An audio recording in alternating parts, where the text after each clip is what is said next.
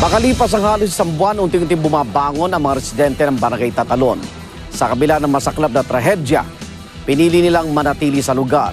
At para makaiwas sa panibagong banta ng sunog, nakipag-ugnayan kami sa Bureau of Fire Protection Station 4 para dumalaw sa kanilang lugar.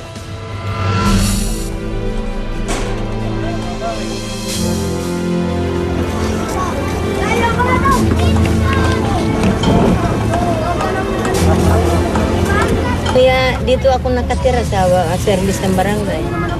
Habang di bayari yung bahay namin, dito muna kami.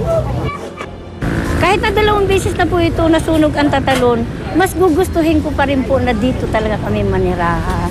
Ay ako naman, talagang dito po ako namimirmihan kasi nagtitinda nga ako dahil para matustusan ko yung anak ko na nag-aaral. Wala ko kayong malipatan, wala kayong pang-upa ng bahay. Walang ibang mapuntahan, kundi dito rin. Kaya dito kami nagtsatsaga kahit masunog. Okay, nandito na naman po tayo. Binalikan natin yung lugar kung saan nagkaroon ng isang malaking sunog noong 28 ng Marso taong kasalukuyan.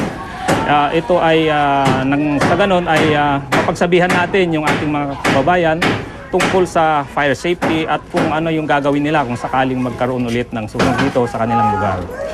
Magandang tanghali po. Ito po ang bahay. Hindi pa nagawa. Hindi pa nagawa ito.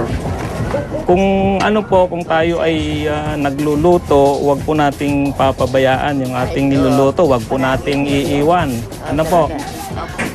Tapos yung mga daanan po, wag po natin harangan nang sa ganon, halimbawa man magkaroon ng sunog, ay makakadaan po yung mga bumbero natin. Yung mga tinatawag natin na informal settler, talagang fire prone itong mga to since yung mga bahay-bahay nga nila is made up of light materials. Unang-una ang sinabi ko sa kanila, alamin nila yung telephone number ng pinakamalapit na fire substation dito sa kanilang lugar. Kung sakaling magkaroon na kayo ng kuryente, magpakabit lang kayo doon sa mga lisensyadong electrician. Kung gagamit naman kayo nung extension, iwasan natin yung gumamit yung octopus. Yun po kasi hindi nakakayanan ng linya, yung wire. So nagkakaroon ng electrical overload at yan po ang nagiging kadalasang sanhi ng sunog.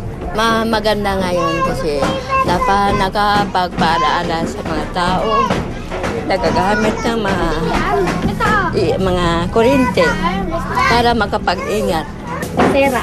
Gasera, o ganun din po. Halimbawa gumamit kayo ng gasera, wag po natin itabi doon sa mga kurtina o doon sa mga anumang bagay na madaling masunog. Yes, sir. Kung natabig po yan na naman ang umpisa ng sunog. Talaking tulong sa amin dahil kami pinapalalahanan na ganito gawin namin, na maging maingat sa lahat ng bagay, lalo na pagparting mga kuryente, kandila.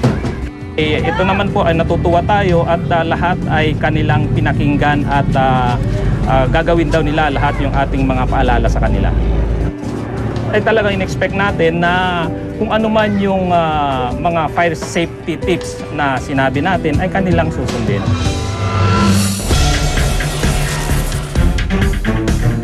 Ito panahon ngayon ng tag-init.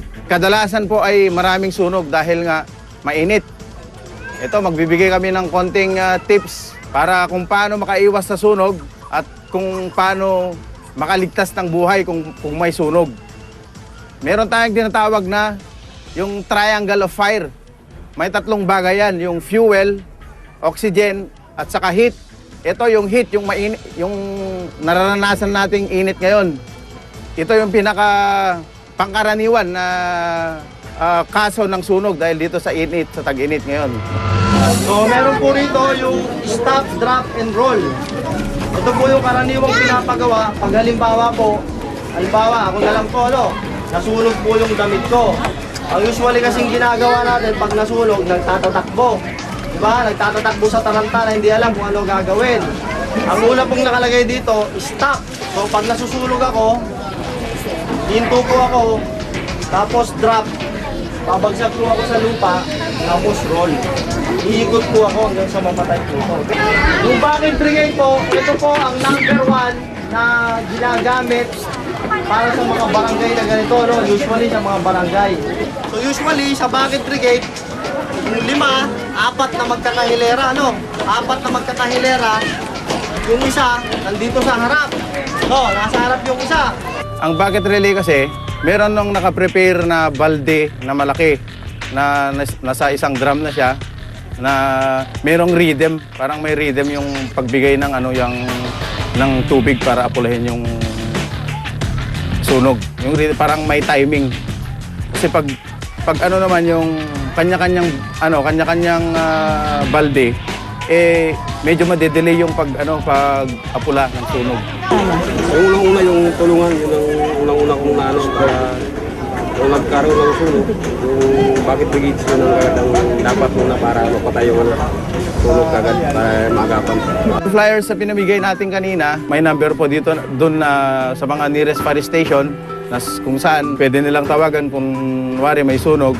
Nasa kanan doon yung mga fire prevention tips sa loob ng bahay o kaya sa isang building na nasusunog kung anong mga dapat gawin.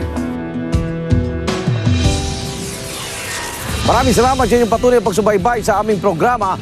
Hanggang sa susunod na Webes, ako naman Arnold Glavio, dito sa Rescue. Naniniwala kami, kahit sino pwedeng tumulong